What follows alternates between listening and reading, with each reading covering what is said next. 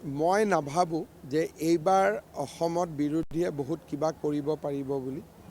তেওঁলোকৰ চেষ্টাটোৱেই 2031ক লৈ।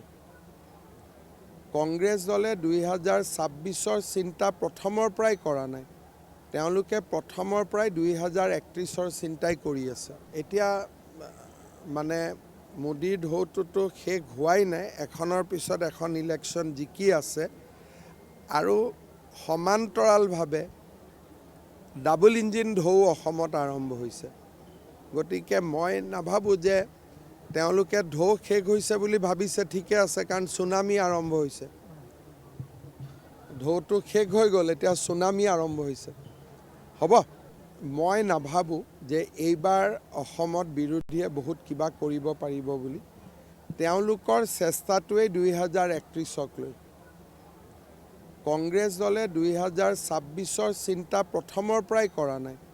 তেওঁলোকে প্ৰথমৰ পৰাই 2031ৰ চিন্তাই কৰি আছে। এতিয়া মানে মোদীৰ ঢৌটোতো শেষ হোৱাই নাই, এখনৰ পিছত এখন ইলেকশ্যন জিকি আছে আৰু সমান্তৰালভাৱে ডাবল ইঞ্জিন ঢৌ অসমত আৰম্ভ হৈছে।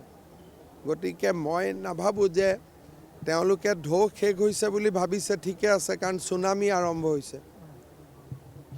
ঢৌটো শেষ হৈ গ'ল, এতিয়া চুনামি আৰম্ভ হৈছে। হ'ব, মই নাভাবোঁ যে এইবাৰ অসমত বিৰোধীয়ে বহুত কিবা কৰিব পাৰিব বুলি। তেওঁলোকৰ চেষ্টাটোৱেই 2031ক লৈ। কংগ্ৰেছ দলে 2026ৰ চিন্তা প্ৰথমৰ পৰাই কৰা নাই।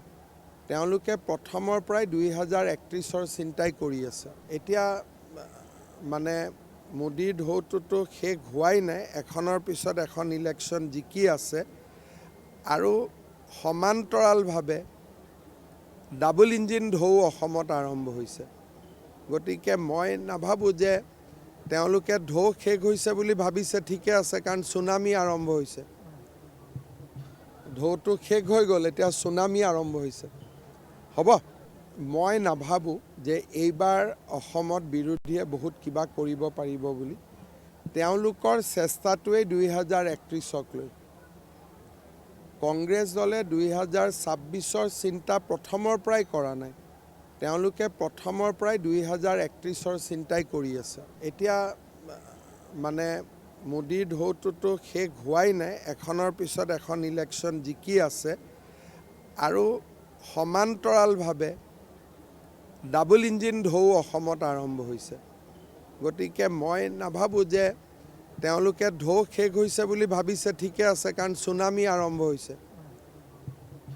ঢৌটো শেষ হৈ গ'ল, এতিয়া চুনামি আৰম্ভ হৈছে। হ'ব।